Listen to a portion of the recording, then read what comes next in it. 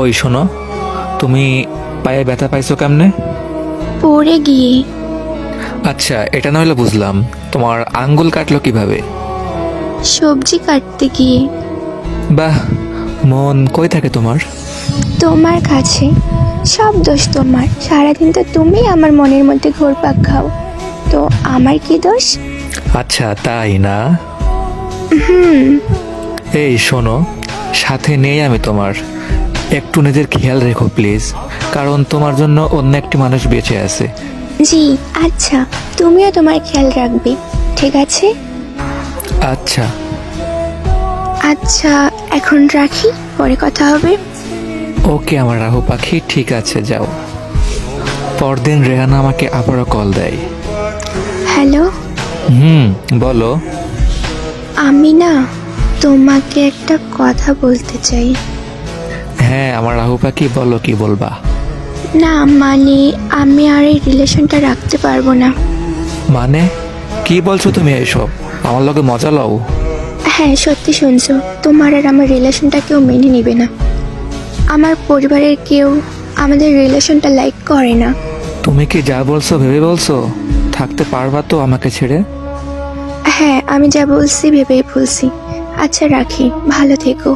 এই শোনো। হ্যালো, কই গেলা? কথা বলো না কেন? হ্যালো। এরপর সে আমাকে ব্লক করে দেয়। টানা 6 মাস আমাদের মাঝে কোনো কন্ট্যাক্ট হয় নাই। 6 মাস পর হঠাৎ সে আমাকে আবার কল দেয়। হ্যালো, আসসালামু আলাইকুম। কেমন আছো? ভালো। কে বলছেন আপনি? আমাকে চিনতে পারছো না? এত তাড়াতাড়ি ভুলে গেছো? হ্যাঁ ভুলে গেছি। কিছু কি বলবেন? বাহ, ভালো। কিছু বলার থাকলে বলেন। কেমন আছো? জিন্দা লাশ হয়ে বেঁচে আছি। নতুন কাউকে কি পেয়েছো? না। ও তাই? কেন আসেনি? সেটা তোমাকে বলার প্রয়োজন মনে করি না। হঠাৎ এতদিন পরে আমার কথা মনে পড়লো কেন? না, এমনি। আচ্ছা, একটা কথা বলি। হ্যাঁ বলো। তুমি কি এখনো আমার কথা ভাবো? এখনো কি আমাকে ভালোবাসো? না, এখন আর আমার তোমার প্রতি কোনো অনুভূতি নেই। আর এখন তোমাকে ভালোবাসি না। আর তোমাকে মনেও পড়ে না। এখন আমি একা চলতে শিখে গেছি। সরি। সরি?